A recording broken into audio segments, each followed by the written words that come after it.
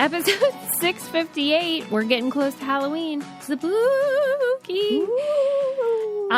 If you've ever thought about joining Patreon, you think to yourself, do I really need more content from Sarah and Susie? Maybe today's the day, because this episode, the video version, we always push record on the video first and then push record on the audio. Yes. So this one, Sarah is smoking a doob. We're both drinking, and self-care. There was singing, dancing. Yes.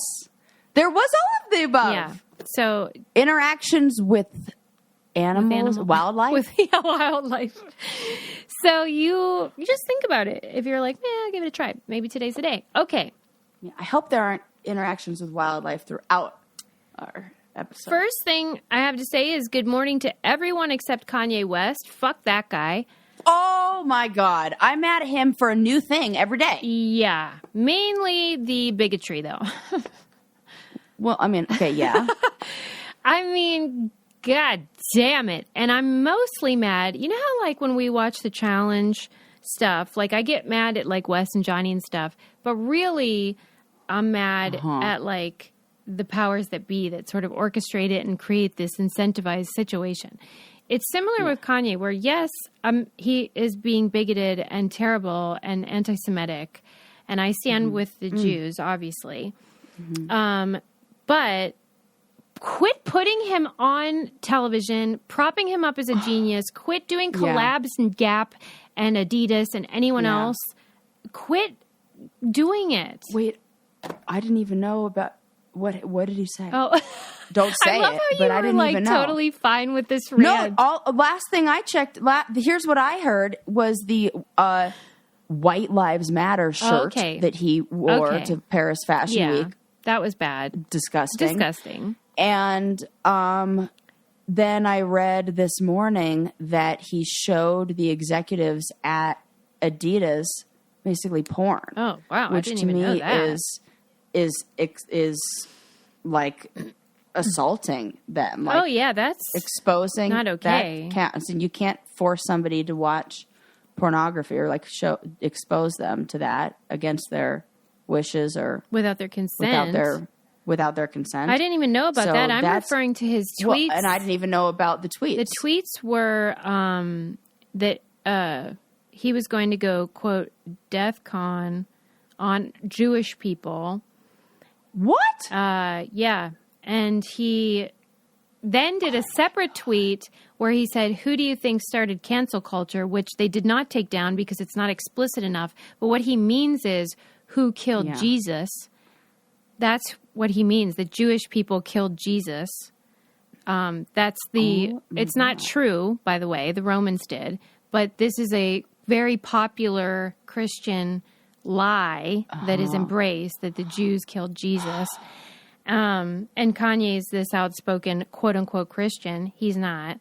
And I get it. He's mentally ill. That doesn't make you a racist. And so it does people with bipolar, etc., a disservice by blaming it on that because whatever, you get it.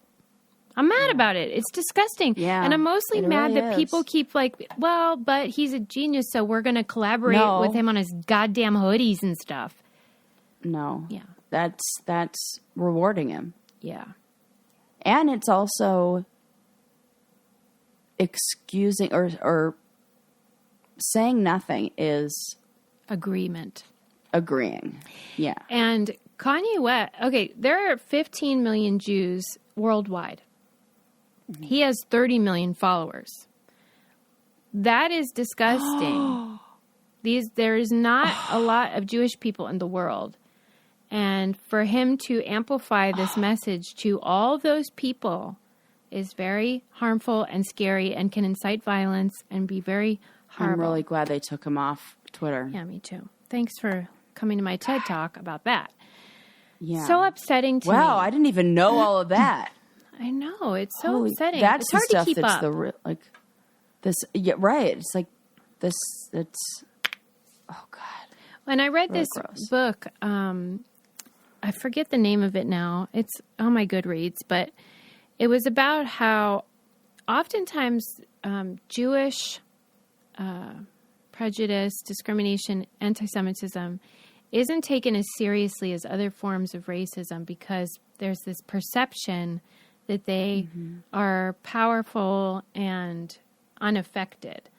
But that is actually part of the reason that it keeps getting perpetuated. This concept that they like pull the strings of media and money, banking, that's all a part of anti-Semitism, and it's self-propelling. And it just is so upsetting to me because these people historically have been, just decimated generation after generation. And I feel like they don't get enough sort of allyship. And I know I joke a lot about how I love the Jews and all this, and it's become like a running sort of gag, but it's a very serious thing when someone like Kanye West weaponizes his social media against them. When you put those numbers into perspective, it really is shocking, and you can see how detrimental that could be even at any scale. Well, and the hate crimes are up among Jewish people. So this is not just innocuous. This is violence. It's terrible. Yeah. So I'm so sorry that it's happening. And it spreads to other people too, because I saw Sarah Silverman on her Instagram did a whole video. Like I didn't have the audio on, but it was just her scrolling through all of these mentions of her. And they were things that I felt sick to my stomach reading, let alone could imagine being mentioned in. Well, and a lot of times when you're a comedian, like she's done a lot of offensive things. She's used the N-word in her comedy and different things that were offensive in other ways. And so then people use that as a way to say, like, it's almost, it's like two wrongs don't make a right, but that's what people do. They're like, well, what about what you did? Anyway, it's disturbing. Okay, moving on. Let me start by saying that, as I mentioned on our Patreon, Sarah was smoking some dadgrass before we started. So why don't we just go ahead and give you guys a little bit of a bargain on some dadgrass so you can join in the fun. Yeah. They have CBD products. They have the tincture that we both really love. Oh, I love it. That's my favorite. And dadgrass is great for anybody that's sort of like interested in the experience of the marijuana, but doesn't want the cuckoo crazy Cheetos on the kitchen floor scenario. Right. This is just like a mild. You like maybe the ritual. You like a, what do we call it? A mellow toke. Yeah, just take the edge off. Just like relax. Mellow toke. It's just like a chill way to enjoy your old favorite. Dadgrass is so fun, and their packaging is adorable. So it's a great gift. So cool. If you're like stocking stuffer, hello. Okay. It's basically like the equivalent of a glass of wine is what they got cooking. Right now, Dadgrass is offering our listeners 20% off your first order when you go to dadgrass.com/BrainKitty. Go to dadgrass.com/BrainKitty for 20% off your first order. That's dadgrass.com/BrainKitty. Also, I'm not going to read a review today, but I'm going to do that again next week. Thank you for all of the wonderful reviews you guys are leaving. It means the world to me. Yes, me too. Oh. And thank you for checking out Sarah's new podcast, This Changes Everything with Therapy Jeff. They're doing the Lord's work over there.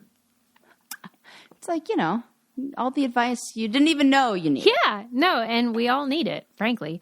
Yeah. So that's great. Fabuloso. Okay, on Discovery Plus, I watched, I do not know the name of it, but it was the documentary about the Mario Batali MeToo situation. Mario Batali is the celebrity chef that wears the orange Crocs. Oh, no, you're the one. Yes, right, because I have the orange Crocs, and I was like, oh, God, now I have to burn them, because you told me that he had them, too. Yes. Well, he's famous for wearing these hideous orange Crocs. But that is the least of his problems, because Right. he was Me Too'd, and basically what I really wanted to talk about with regards to this documentary is that anybody that's worked in the food industry will be like, yeah, this is what goes on. It's just part of the culture of the food industry. Ugh, I hate that phrase. I Part of the culture. It is. Because usually when things are said like that, well, it's just part of the culture. It's not over good stuff. That's so true. It's never like, here's money to the poor. That's just part of the culture. That's just part of our culture. Yeah, it is a bummer because, but okay, when you work in the food industry, you're typically working when everyone else is happy and having fun. Yeah, and so it sort of just becomes like infiltrated into the vibe, which is that like they're partying, we're working, but like maybe we could have some fun too. And that sort of invites naughtiness. Yeah. And lines get blurry. And then you go out afterwards and it's already 2 a.m. And it's just like you're pirates. They're all pirates, these chefs and everyone that works at restaurants. It's fun. It's fun until it's fucking not. Right. Yeah. I date a lot of people who are restaurant adjacent. Okay. Wine business. And you can see this, right? Oh, bar, like, owners. That's a good way to put it. That, lines get blurry. Blurred lines, if you will. Right. Yes, very good point. Because you're drinking, you're eating, you're up late. Yeah. Yeah. Anyway, that guy, okay, what do you think about this? When you think about someone like Mario Batali and Harvey Weinstein and some of the other guys from that whole scenario, these guys got famous, so they have like their little groupies and people want pictures and all that. Mm-hmm. But they're disgusting. Like they're not handsome guys, like by all accounts. Most people are not attracted to these guys. But they still feel entitled to the access that someone like Brad Pitt has. Right. And so they don't get that access because they're gross, sweaty piles of crap. Pigs. Yeah. Yeah. And so then they just take it. Is that your impression of it? Or do you think it has nothing to do with the fact that they happen to not be attractive, that it's a power dynamic and they would have been like that anyway, regardless of how they look? And I know this is all just sort of speculation. I'm just wondering your impression. I think that it adds to it. I don't think it's always the rule. Well, yeah, because a lot of them would never, like unattractive celebrities would never do that. I think also attractive celebrities can do this too. Absolutely. You know, Matt Lauer isn't exactly... I was going to say, he's a handsome older guy. Yeah. It has, I don't think it has as much to do with, I think... It's more just about entitlement. They think... Entitlement. I have access. And I think maybe that feeling of that entitlement, like not being like the desire for that, their thirst, their hunger for entitlement, like not being satisfied. I think maybe people who are more attractive get that feeling satisfied more often than those who are unattractive. It does not mean that that's always the case. Yeah. But, I do know. It's hard to say. But I definitely see that those guys look like it.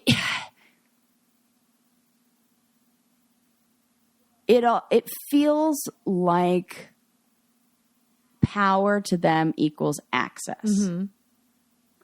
And when you have access, they feel like, well, if I can snap my fingers and have my assistant get me whatever I want or get this person on the phone, I can talk this way. Why can't I talk this way in all situations? And I wish it were just talking. I really do. But it's raping and drugging and all that stuff. Yeah. One of the things, last thing I'll say before we move on, is that a woman who came forward and filed charges, and then there was a criminal case. Mm-hmm. Mm-hmm. Batali's team chose, instead of a jury, to do just, they call it like a bench decision or something. Yeah. The judge decides. And they must have known this judge was like their kind of guy. You know what I mean? And so the judge gave them like all this access to the accuser's, I should say the victim's phone. And they discovered that years prior, she had been on a jury for, some normal like assault situation. Mm-hmm. And she had done the thing that you're not supposed to do. You're not supposed to talk about it. And she had texted some friends about it. And they used that against her and said, she's an unreliable person and she's not trustworthy. And so the judge was like, at the end, the judge was like, yeah, what he did was terrible, but she's unreliable, so he's not guilty. And not only that, the trial that she had talked about, those lawyers decided to file charges against her and she could go to jail. That never happens. They never, ever file criminal charges. And this is, to me, this is a way of saying, hey, ladies. Yeah. Don't disrupt our system. This is 100%. The boys' club was intact until you fucked it up and now you're going to pay. And he is off and the let hook. this be a lesson to any. That was infuriating. I'm disgusted. I'm disgusted too. Not that she should have done that. I think, Think about if you and I ever wanted to do anything, like, I shouldn't say wanted to, needed to, felt compelled to do anything like that. Think about all of the ways they could use our time on reality television. For real. Even our podcast. Right. Things that you say in jest or in a different context. Yeah. Could you imagine? Yeah. It's very scary. It really is. But it's disturbing. And I did really enjoy watching it. That's such victim blaming and... Oh my and God, the chef, I'm sickened by the that. chef at this restaurant where this all happened, he was an investor in it. The chef was a female. And she knew about it and didn't do anything. That's a real bummer. Mm-hmm. Okay, moving on. Oh my God. Suze. I know. Starting to know what Where's the candy? I know. I'm so sorry. Okay, well. What'd I get stoned for? Okay. I will say that I feel like I have candy in the form of Pear Eyewear. Is that good enough for you? That's a sweet treat for me. What I love about Pear Eyewear, which you guys, if you wear glasses, at least check them out because it is so easy to get your specs and then you can get the things that pop onto the front and you can change the color and they're so cute. They have tons of styles and they're very affordable. And I just feel like, why aren't you guys doing that? It's all like... They're like the fun, it's like flare eyewear. Yeah, you can... Just like a little pop of color. Show your personality. Yes. They have like base shapes and then you can pick the color. And then you can pick the magnetic top, that's whatever ones you want, that to switch up your look. It's really fun. You can change it up. And it's a virtual try-on, so it's all easy to do. Get glasses as ever-changing as you are with Pear. Go to paireyewear.com/braincandy for 15% off your first purchase. That's 15% off at paireyewear.com/braincandy. And again, all of our codes are on our website. So if you're ever like, what was that? Yeah. There you go. Yeah, it helps us so much. Helps us so much. Okay. Oh, this is like a fun little one. I was reading the guy that came up with the slogan of Nike's "Just Do It," which I love that slogan, and I talked about it in my TEDx talk because it really kind of is, like the thing. Just do it. Like a lot of the times, people are like, I don't know, like why this isn't going right or whatever. And I'm like, just do it. Okay. So I really like reading about him, but this was bonkers to me.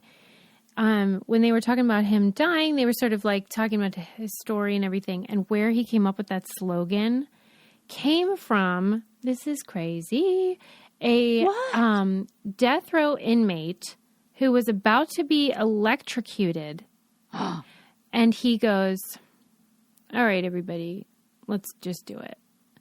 And the guy, that came up with the slogan for Nike was like, I love that. Like that this guy was facing this. Oh my God. So Nike's slogan is a man on death row's dying breath. Last words being like, let's do it. Let's do this.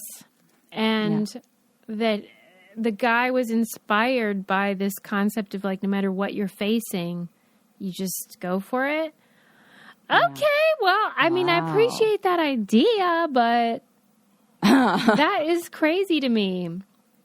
It sure paid off. Yeah, like I had a little option in that situation. Yeah. Like, of all the stories you could have told me about that slogan, I would have never thought that was the answer. Me neither. Okay. Let's talk about something that is very controversial. This is still not candy. What the fuck am I doing today? I don't know. Yeah. Murders. And I got my spider friend still eyeing me down in the corner. I know. First it's anti-Semitism. Then it's like MeToo.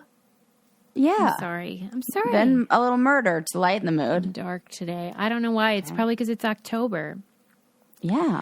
Okay. This article that I read was about this conundrum that keeps coming up about blah, blah, blah. Like transgender kids and sports, right? This like, what are we going to do about trans? Oh my God. Which makes me want to puke to begin with. Yeah. And they act like it's sincere. That's what's funny to me. These people that are like, this is totally unfair to my daughter. Fuck you. I'm like, who cares? Who cares? The way you're, they're going to be burnt out by the time they're 13. So, okay. Because that's what I want to talk about is like, okay. Who cares? That, okay. So this was in the Atlantic and it was talking about how up until the age of 10, children are basically identical in terms of strength and speed. And often women, girls, outpace them in the beginning. Yeah, so from birth till 10, strength and speed is competitive. So it's anyone's game. If you're a boy or girl, you can win. But then, of course, what happens at the age of 10 is puberty starts its ugly, disgusting onset. And I say this because I have a 10-year-old and I don't want to accept it. Just like I don't want to accept my own mortality, I don't want to accept his impending not childhood. Adulthood. She can't even say it. Not childhood. Not childhood. Okay. So, and what that means, of course, as anyone with a brain knows, is that boys receive a shit ton of testosterone, and testosterone creates strength and speed and all kinds of advantages in terms of sports. And so that's when, like we can't compete generally. There are a lot of women that can beat a lot of men, but generally speaking, the top athletes will always be male because they have a chemical advantage. Okay, let me stop there by saying, like, this is kind of why I feel like the idea of fairness in sports is ridiculous to begin with. It is. Okay. Why do you say that? Because there's more in-group difference than out-group differences. And there's such a range. And if you take the lowest testosterone levels in some boys, they are lower than some of the highest testosterone levels in some girls. And also it's just the certain sports that we have. And it's funny, I was just talking today with a friend, Elizabeth, shout out to Elizabeth, about the book. Who is Elizabeth? You have new friends? Oh, well, you're going to love her. She's a brainiac, too. I won't love her. You will. Wait, hear me out. Eli's sister's girlfriend. Oh, well, then, yeah, I love her. I thought this was some sort of legacy friend I didn't know about. And I was like... No.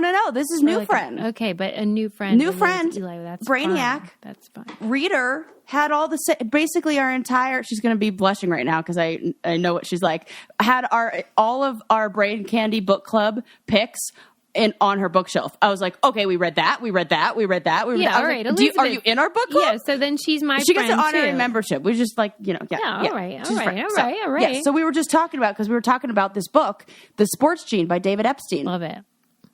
right? Love it. Where it talks a lot about this and how the Olympic committee is like, we don't fucking know, and we change it every year. It makes we no have sense. Idea, guys. It's the dumbest if thing the ever. Olympic committee is like, well, yeah, because they. You think you're going to figure it out?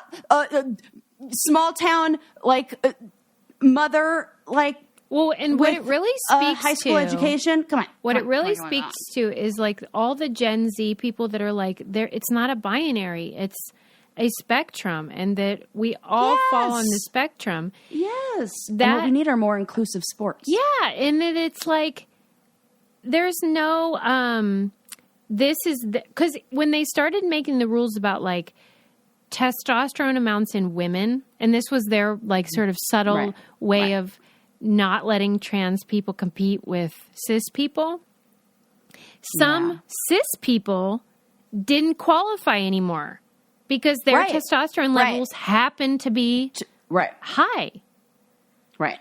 This is what I'm saying. So, is that yes. It's the spectrum thing, and that like there aren't solid lines. Right. It's a spectrum. Yeah. Like there's gray areas, you fuckers. Yeah. Quote her on that. And so, like, to me, this is like me just being like, sports are dumb. Let's quit doing it. We need to just think about when sports were created. A lot of the sports that we played were created by males at a time where women were not allowed to even play sports. They were like on college campuses and things. Women weren't even going to schools. They weren't like, come on. There are some sports where women do excel, like long distance swimming, because our body fat percentages help us stay warm and keep our our slower metabolism help us so we can swim, and we will always generally beat men in long distance swimming. Also, what else do they say in that book? Long jump skiing, because of our body weight. If a sport relies on speed, power, or endurance, then it's a male dominated, which you think, well, that's all of them. But if it relies on skill, then the gap is basically eliminated, like archery. You know what I mean? Like that's a sport, people. But it's about skill, not, about those things, the things that are testosterone. Yeah. Yeah, man, this is coming up a lot, and I feel like I'm talking about this subject with a lot of people. Well, unfortunately, it's coming up a lot in schools because it's being weaponized as a fearmonger thing. But anyway, oh my God, yeah. Speaking of which, did you see the video? That's like a real fucking video about the mom who's terrified of Hocus Pocus 2. I didn't watch it. I just saw the Hocus Pocus 2 coming in your living room, and oh my God. Could you imagine? I hope she's equally up in arms over Beauty and the Beast and The Little Mermaid original version. What was I'm sure her she's argument? Up in arms over the second. That the witches in that movie are talking about stealing children's souls, and that evil can come in your house in any way, and anything that you see, and even in her experience, things that she's seen on TV manifest in real life. So if they see these things, then these things will make their way into your real life, and something will steal your children's souls. You remember when this was a long time? It sounds like she's like more on like witchy side, but no, she's on Christian side, guys. That's what's funny is that she wants to burn me. Yeah, that's what's funny is my mom has the same thing, like where she would. It's almost like you would expect them to be like, "That's not real. That's silly stuff," but it's not. Right. They're saying that's very powerful. The devil and Satan. Demons, all of this stuff is legit, and you should be scared as heck, literally. And you wouldn't expect that because it's almost empowering to them. It's so funny because they think witches and all that jazz are very powerful, and you would not. Well, I'm flattered. They're not wrong. I'll tell you what else is powerful. That is freaking Gladskin products. Absolutely. Suze, I am such a big fan. Of me or Gladskin? Well, you know what problem skin I always have. I was just saying the other day that it like when your skin feels good, I should say when your skin does not feel good. Yeah, it's the worst. It's really so hard to feel good.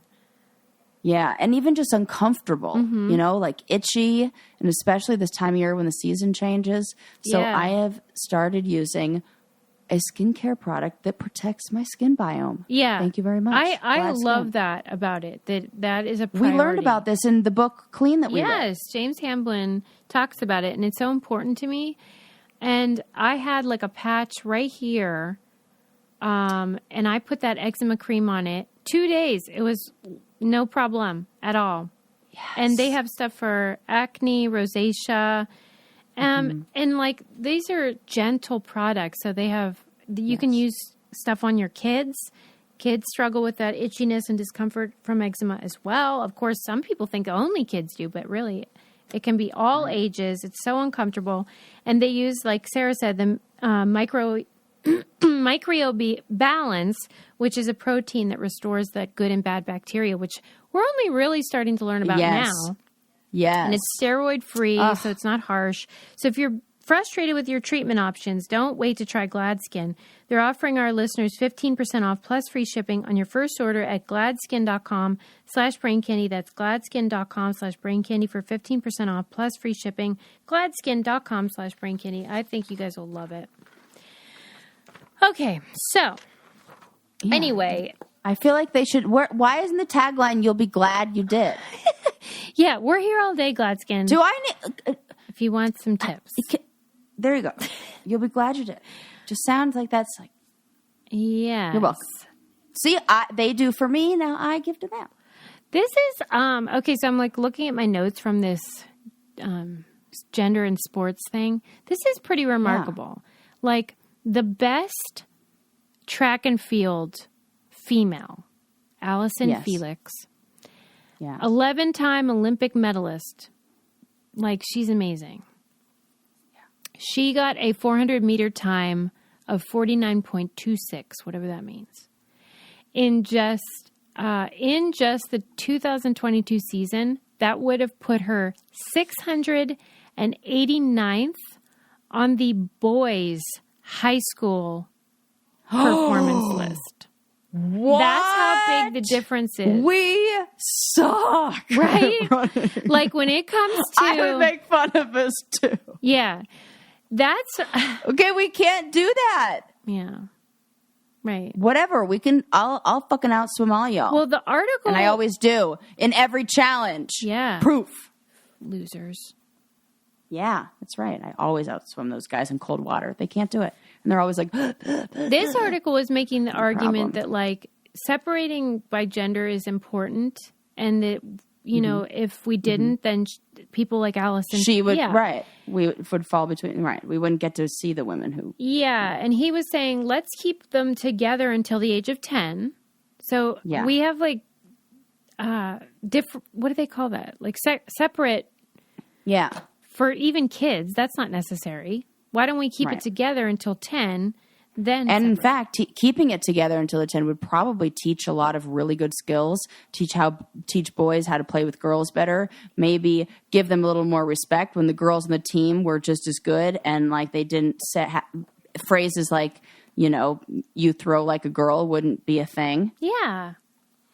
I think they should have What is the word? Co-ed. Yeah. What I happened agree. to us there? Well, you smoked a pen, but I don't know what happened to me.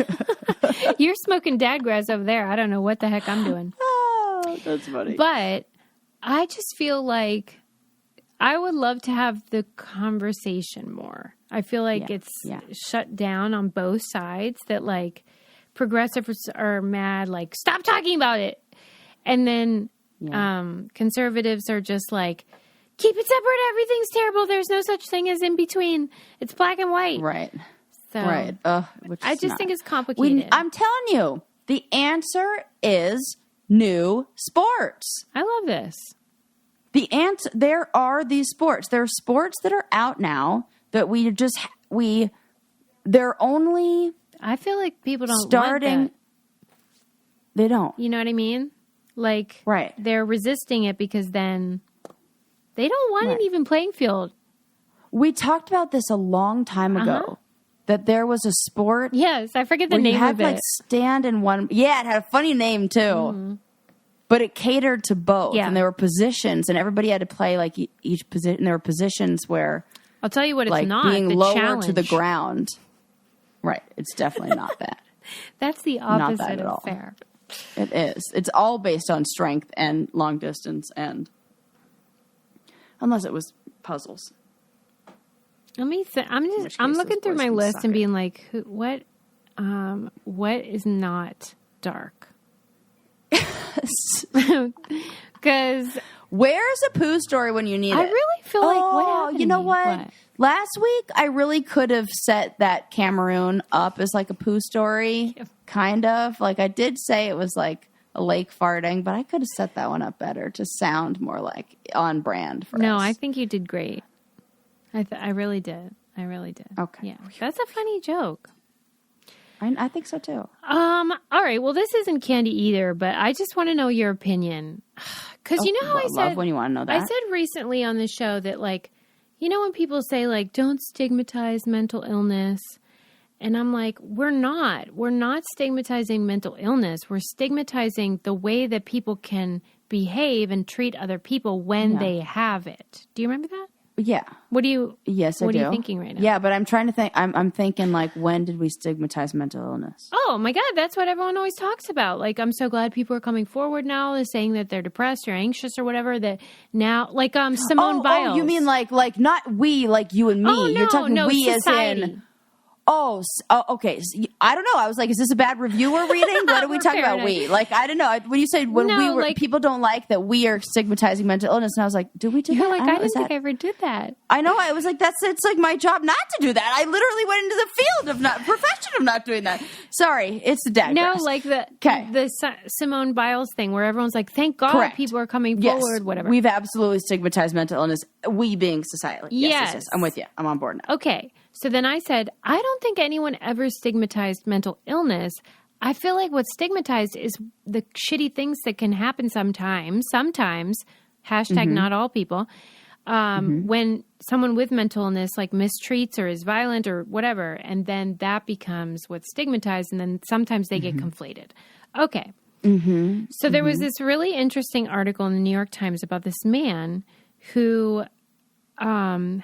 he is a Vietnam vet, and I think they said he had PTSD and mental illness, obviously.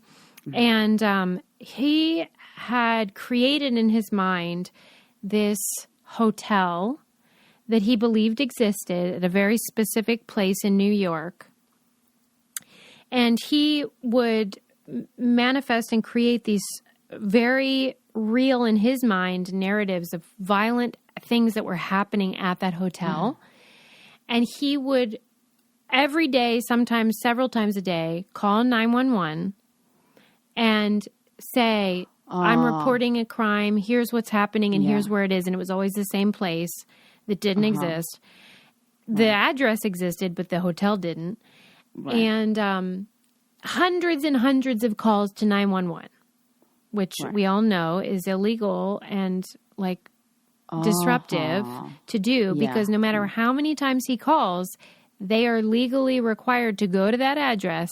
Oh God! And make sure that something isn't happening. But they all know, like all the callers and all the right. My brother first responders rolls his eyes at this. He's like, He's got a few frequent flyers. Right. Like, I'm sure every city has, like, oh, this is the old whatever person. Yep. Okay. So, you know, when he would he'd get in trouble. You can't keep doing that without, like, something happening. Right. But I think that, from what I understand, the punishment is, like, a fine or something. It's not like they can put you in jail for a long time for calling 911. And, like, they don't even have the money to pay the fines most of the time. And so it's like, what's going to happen? Then, I forget the details, but something like he didn't have a phone anymore, which was, like, his weapon of choice is his phone. Right. And so, but then he got in trouble from a judge because he needed the phone to, like, sign up for whatever things he needed for, I guess, parole or something. And so he had to get a phone. And then he got, of course, started the whole cycle back all up over again. And like when the journalist went and interviewed him and stuff, it's very sympathetic because obviously this is a guy who's not hurting anybody like directly. Right, he's not violent. Right. He's troubled. He's got PTSD. He's a veteran. But if you're taking resources like an ambulance and a fire truck to an outside place where nothing is happening, then someone else could. Right. Okay, you get it. So what the hell? Oh, God. Do you think of this story? What do you even do? Well, this is like why we need a separate response team other than 911. You know, we talked about this during Black Lives Matter. Now. Yeah, they do in Denver. They do in some cities where they have a like a CAT team, like crisis assessment team, but like it's more than that. You can it's dial like a 988. different branch. Oh, yes. If you need mental health help, you can call 988. But sorry, go ahead. I just want to say that. So people no, that's great. And so like that is I think the only solution is more mental health response teams that can then talk him through, because he's creating that reality to serve a purpose. He's creating that as like, you know, either he was traumatized maybe, and that's in his mind, it's still happening to him. So in order to rescue himself, he's got to rescue these people. But like that can, with some work, can be maybe redirected. It drives me crazy. Like I have the feeling, which is total annoyance towards this man. And then I have the feeling about the feeling, as you say, of guilt because clearly this is not a guy who has bad intentions. Right. I'm like, fuck, quit calling it. You should, like, don't be so harsh because it's not guilt. Like, don't, like, because you didn't do anything bad. You know, guilt is like, I did something bad. Like, you just had, maybe it's more like frustration with yourself that bothers you. And sometimes when we can, like, soften the words we use, it becomes a little easier. But you're not like, I feel guilty about it. It's obviously, like, if he were that frustrates with me fine. right now, I would be like super nice and stuff. Right. But when I'm reading the article, I was like, this fucking guy, stop calling. Because I don't understand. Because you know how I pride myself on, like, if I decide to do something, I'm going to do it. Oh, whatever. yeah. So then when somebody keeps doing something that they know they should not do, it triggers something in me where I'm just like, it's the just do it thing. It's just stop doing it. Just stop doing it. And I don't understand why people can't do that. Help me, Sarah, please. Because in his mind, if he stops doing that, he'll die. He's unsafe. There's something linked to his safety about that. Oh, okay. So he thinks. So like. Oh, yeah. Almost like OCD. Yeah. Like, I'm not safe unless everything that, like, all we do, That's cuckoo. every behavior serves a function. It makes me so mad. And we can't predict what, I don't know, how behavior develops and what kind of function it serves. Do you have anything like that, though? Like, is this relatable to you? Yeah. What? Like, not like that. Like, not me personally. It's like when I picked my head for 3 years. It's like you want to... Okay. Is it like that? Where you pick or you bite your nails even though you know you... Yeah. Okay. Yeah. Yeah. It's a... compulsion. It's a compulsion, but I think there's... It's more... I don't know, of course, the exact story that's going on with him. But I can imagine, if I'm doing my fan fiction thing, I can imagine that he has experienced some sort of trauma that creates this, like a fight or flight response. Yeah. And that anxiety, those feelings, that like response tells his brain he needs to do something. Mm-hmm. And at one point in time, maybe there was something that where he felt like that feeling went away when he, like, I don't know, reported something, or when he was like a hero or something, or he needed somebody to do this for him, and nobody ever did. Yeah. So he's being that person that he never had. See, that's why you're a good therapist, because that's a real gift to be able to, like, come up with. Because that's really true, and you're probably right. Yeah. And then if he would just fucking say that, then I would understand. Well, they don't know. They don't know he's right, doing that. Yeah. So all he knows is the feeling, and he goes, and his brain goes to a file cabinet, like in the brain, for last time we had, or like this feeling. Yeah. And when you open up the file cabinet, it goes, this feeling, quick, call 911. Then when you do, and they come and they tell you everything's okay, feeling goes away. Yeah. And that's the only solution that he's come up with for that. Yeah. A therapist would work with them, or a mental health team would work with him to create another file cabinet in his brain for what to do with this feeling. Like, give him another option. It would take a long time, and, you know, but we would like work through that feeling. A lot of it is just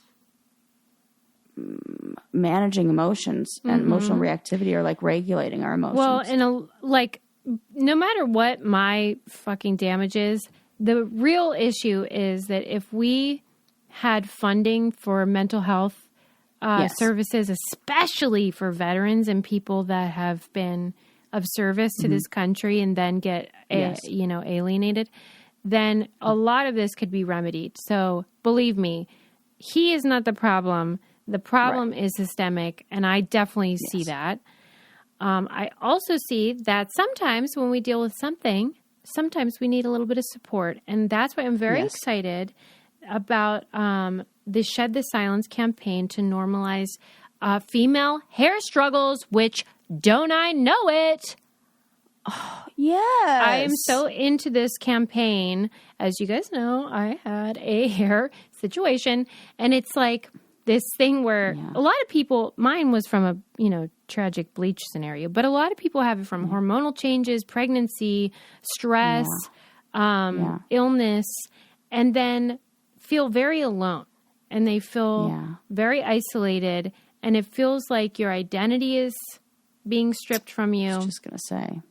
And over half of women will experience hair thinning in their lifetime. And so this is not a rare thing. And the Shed the Silence campaign is working to build a community so you can go talk to other people who understand, share your stories, and then you maybe will feel empowered. So here is the scoop. And not alone. Yeah. And who needs that? Let's talk about it. Your hair story could help another woman. Join the conversation at shedthesilence.com. That's shedthesilence.com. What a great thing. I am like, remember when I used to talk about that with my acne? Yes. And you've talked about it with your skin stuff, skin and hair. And you almost feel bad because it's like superficial, right? We're supposed to think about what's inside. But but so much of our identity is attached to that. Yeah. So this is a great... It's like, care so much, but then don't care at all. Yeah. And we're like, I don't know what to do. Yeah, so it's a great campaign. Shedthesilence.com. Yeah. Okay. Love it. This is what I love about the show, is that I and you are free to sort of work through feelings. Yep. Even if they're unsavory. And then learn and grow and be like, yes, I get what you're saying, and here's how we can feel differently, or the system needs to change. That's how I felt about that 911 story. Yeah. Anyway. Okay. Moving on. That's the best thing, man. And don't you feel like it gives you an opportunity to see multiple perspectives and work through some stuff? Yeah. Please, I change my mind every episode about things. Okay. How about, there was an article, I think this was in eater.com. Do you remember that documentary, Jiro Dreams of Sushi? Yes. I loved it. I loved it too. I had a whole new respect for the art of sushi after that. And I don't understand it. Like, I don't understand how they make it better. Yeah, okay. I was going to say, which part do you not understand? Because, like... Well, because we've all had bad better. sushi. Right. And it's like, what is the difference? Is it just high-quality ingredients, or is it, like, some sort of technique? Some would say it's love. It's the doobie. The doobie's talking. It's love. It's love, man. You should Just take a hit of care. that bong or whatever it is. Love. The bong. What if? I It's don't like a even weed know pen. what the right word for any of it is. If I were hitting a bong. Like a joint, a bong, a pen, I don't know, whatever. You want to know one of the cruelest jokes is I don't know how to roll a joint at all. I know. You should see Susie's face. It's shocked. She's silent. Look. I don't. I'm so bad at it. Believe what I'm you're so bad. saying. I can't even do it. I make Eli do it for me. He doesn't even smoke weed. Sarah! I know. I have no. I'm What terrible. is the problem? I don't know. I have no skills in that department. What kind of skill is I it? want to. Patience, probably. I'm trying to think what I don't have. Are you serious? You're Yeah, telling I'm dead me serious. all this I could take a video of it. Yes, I could. I should do a time lapse video of what it looks like. Eli and I should do like a roll off, and I just go, Eli, can you please do this for me? Because I don't know how. What, do you think there's like a secret? Yeah, patience, probably. Yeah. Okay. No, I don't know. There is. There's not like a secret. You think after this many years I would have learned? I would fucking think picked that. up the secret somewhere. But I don't know. No, I can't do it. That'd be like So if I had I'm no down. idea how to open a wine bottle. Yes, that would be the exact tragic. equivalent. That would be the exact equivalent to that. I mean, I would commit myself to You'd be learning. embarrassed. Right, you would, right? This is true. Well, okay, looks like I have my plans this weekend. I can't tell could do you that. how many different ways Sarah and I have had to open wine bottles, by the way. Did you see that video I tagged you in? And I said, this is Sarah and Susie energy. And it was two women who used a bike pump to open up. I was like, we would so do That's this shit. And I was like, genius. which one's you and which one's me? Fucking genius. I'm mad that we didn't come up with that Yes. because I have a feeling in some situations a bike pump would have been easier to get a hold of than whatever else we fucking used. Well, yeah. A shoe, a knife, a pen, you name it. That is what I remember, a shoe, like the high heel of a shoe where you push it down in. We've had a lot. And then a boot. A boot. Stuck it in the boot and then slammed it against the wall to make it go boop, boop, boop, boop, pop out. Oh, yeah. Yeah. Yeah. It's been fun, Sue. We've been through a lot together. Who says we haven't done anything in our lives? Yeah, we haven't accomplished much. Okay, so this article was talking about how that documentary, Jiro Dreams of Sushi, sort of like, there was sort of a bad part of it. It's so great. I highly recommend it. It's very highly reviewed and everything, critically acclaimed. But the bad thing is that then it gave this idea of like, what is authentic? What is authentic Japanese food? And so like, does it mean expensive? And how like the way we see authentic Japanese is the opposite of how we see authentic Mexican. Authentic Mexican is seen like from a fucking food truck. Street cart. Yeah. Yeah, like it's dirty and like you want quote unquote authentic. Street food. Yeah. Like same in Thailand, and it's good stuff. But in Japan, it's like, they argued that it was reinforcing a stereotype of like this old world, generational, sort of like, almost like fetishizing Japanese culture at the expense of like, regular old local. Yeah. So like the local scene. I thought that was so interesting. That is that. But do you feel like a lot of that is Japan itself projecting that? Because I feel like a big part, I haven't been to Japan, I will admit. No, me neither. But my aunt visited there and she said she was so, not surprised, but she was It was even more than cleaner than what she even expected. But the bathrooms there were so clean, and there was just such a like it's one of their values or something. Yeah, like is this part of the things that? But in America, we do the same thing, and it would You're right. I mean, when they're comparing it to France, they're saying like that you have to pay like prices for French food and Japanese food that is not true of like Mexican or. Well, okay. I will say this about both Chinese. French food and Japanese food. They're slow.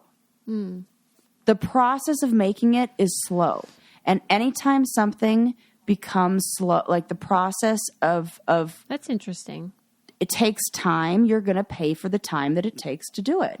Everything else is like fast, like street food. When I'm in Thailand and it's like, boop, boop, boop, Well, and like even how Chinese fast can we food, like you order the food and it's at your table 2 seconds later. It's amazing. Yeah, yes. So like I think that's part of it is like how we're like making it for the masses. It's more of an art. Like when I think about Japanese food, even in that movie and even in French cuisine, like they're using tweezers and they're like using fucking microgreens.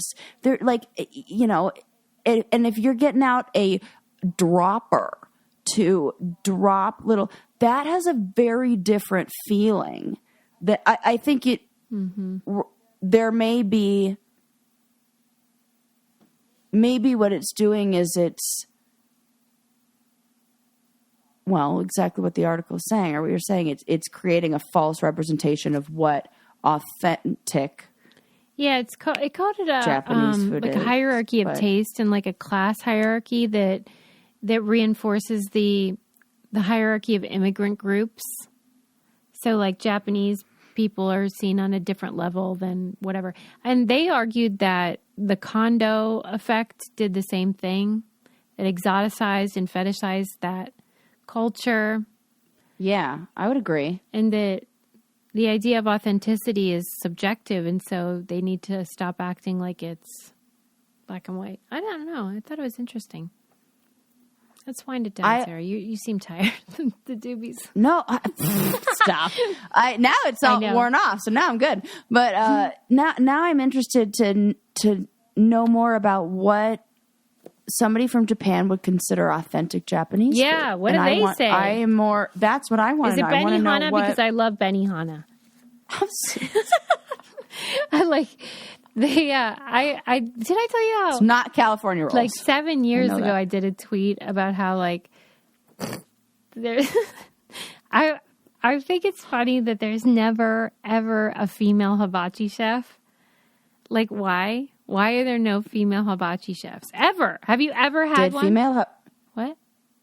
Did female hibachi chefs get angry about this? No, but Benihana replied to my tweet. No. What did and they say? Were like, we're equal opportunity. And we welcome. Stop it. I was like, oh, you were like making a joke, and they were like, "Don't worry, we've addressed this with HR. Yeah. This is we've but made I do a wonder, note, like, why not statement. one time? No, like Amelia Earhart of the hibachi world at all. I didn't know this to be a thing. You're right. I don't think I also have not spent much time in front of a hibachi grill. You're missing out. It's a blast. Dinner and a show, as you love. Oh, you know how I love this. I need to go. Now I'm craving Japanese food. Let's wind it down. Thank you again to everyone who's a patron, who checks out our merch. Yes. All of that. It means so much. Fuck Kanye West. Fuck Mario Batali. Yeah. And fuck anybody who's getting mad about boy and girl sports and saying like, calm down. It doesn't matter. Calm down. They're 10. Relax. Yeah, relax. At that age, I was like in the back of the soccer field picking my nose, and biting my fingernails. I even think about, of course, Lance Armstrong stuff. We know what he did, but he also happened to have a birth defect in his heart that made him. I don't know what the words are, but it's something about the way your heart processes oxygen that gave him an advantage. Right. And it's just like Michael Phelps' feet. Yes. And it's sort of like he's born with flippers. There's no such thing as true fairness in sport. No. Some people are tolerant. Right. That's why you have to read that book, The Sports Gene. Anybody. Yeah. Everybody. Because the idea of fairness is an illusion. So, like, what are we going to do about the fact that we love sports and we want, well, not me, but people love sports and they want to continue doing it. So I've heard. And then we talked about that guy that called 911. I'm not into him, but he seems like a nice enough guy. He just needs some help. Yeah, just 988. 988 people. He should call that instead of 911. Right. Maybe that That's would what scratch the itch. That's what I'm saying. You're right about He needs that. a different service. And then somebody goes, oh, man, that's so... What? I'm talking through it. And I think I speak for all of us when I say I could go for some sushi right now. Definitely. We'll see you next time. Bye. Bye.